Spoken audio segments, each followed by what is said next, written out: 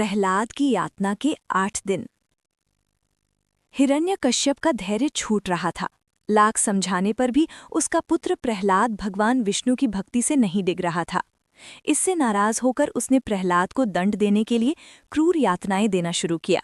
पहले प्रहलाद को ऊंचे पहाड़ की चोटी से नीचे गिराया, लेकिन उसे कुछ नहीं हुआ। जिस दिन प्रहलाद को ऐसे कठोर दंड देने की शुरुआत हुई, उस दिन फाल्गुन मास के शुक्ल पक्ष की अष्टमी थी। इसके बाद प्रत्येक दिन उसे इस प्रकार के कठोर दंड दिए जाने लगे। कभी उसे हाथी के पैरों तले को चलवाया गया, कभी गर्म तेल के कहाड़े में डाला गया, लेकिन प्रहलाद पर कोई आंच नहीं आई। यातना देने का ये क्रम 8 दिनों तक चला।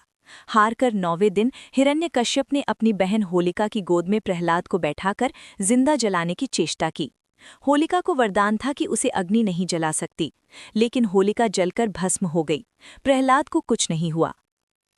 इन 8 दिनों में हिरण्यकश्यप ने प्रहलाद को जो भयंकर यातनाएं दी, उन्हीं की दुखद स्मृति को याद कर इन 8 दिनों को होलाष्टक के रूप में मनाया जाता है।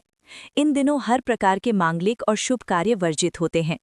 होलाष्टक के दिनों में अष्टमी के दिन चंद्रमा, नवमी तिथि को सूर्य, दशमी को शनि, एकादशी को शुक्र, द्वादशी को बृहस्पति, त्रयोदशी को बुध, चतुर्दशी को मंगल और पूर्णिमा को राहु भक्त प्रहलाद पर अत्याचार होने के कारण अपने उग्र रूप में होते हैं। होलाष्टक के पहले दिन होलिका का डंडा गाड़ा जाता है। ये होलिका और प्रहलाद के प्रतीक होते हैं। होली जलाने से पहले प्रहलाद के नाम का डंडा निकाल लिया जाता है। होलाष्टक से जुड़ी एक अन्य पौराणिक कथा है।